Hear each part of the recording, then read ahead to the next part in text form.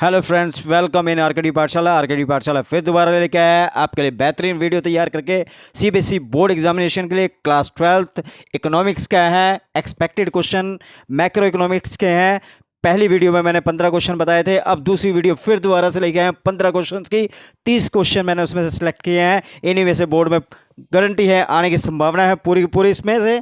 देखिए first question, justify with valid argument means क्या है, उनको जस्टिफाई करना है वैलिड आंसर के थ्रू। फर्स्ट है a, the central bank is the sole currency issuing authority of an economy means के सेंट्रल बैंक के पास ही जो है अथॉरिटी है इशू करने की जो है, ये इसको जस्टिफाई करना है हमने।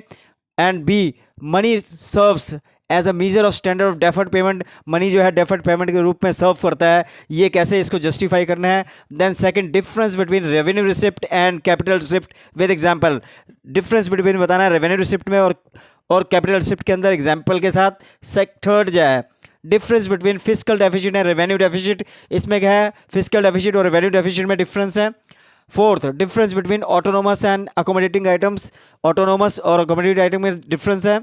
Then fifth, what is inflationary gap, how tools of monetary policy need to correct, inflationary gap क्या है और इसको क्वांटिटेटिव टूल्स के थ्रू कैसे हम करेक्ट कर सकते हैं। इसके अंदर इन्फ्लेशन की जगह डिफ्लेशनरी भी आ सकता है, डिफ्लेशनरी गैप, इन्फ्लेशन के दूसरा है डिफ्लेशन, वो भी आने की संभावना हो सकती है। What is the balance payment account, balance payment account क्या है, where are boring from abroad recorded in it and why, और जो बोरो होता है अब्रॉड से उसको कहाँ रिकॉर्डेड किया जाता है, क्यों किया जाता है। What is foreign exchange market, explain its function, foreign exchange market क्या है और उसके फंक्शंस क्या है। What is fixed exchange rate system and flexible exchange rate system, इन दोनों में पूछा जा सकता है, कोई एक के बारे में ये दोनों पूछ सकते हैं सेट के हिसाब से। Distinguish between stock and flow, give example, stock and flow का डिफरेंस क्या है एग्जाम्पल के साथ बताइए। Then distinguish between APS and MPS, APS और एमपीएस में डिस्टिंग्विश करना है। Can the value of APS भी नेगेटिव, क्या एपीएस की वैल्यू नेगेटिव होगी, इफ यस टू जस्टिफाई उसमें बताना है हमें। Then difference between BOP, balance of payment and balance of trade, इसमें डिफरेंस बताना हमने। Then define balance of payment, balance of payment explain features, ये भी आ सकता है एग्जाम के अंदर।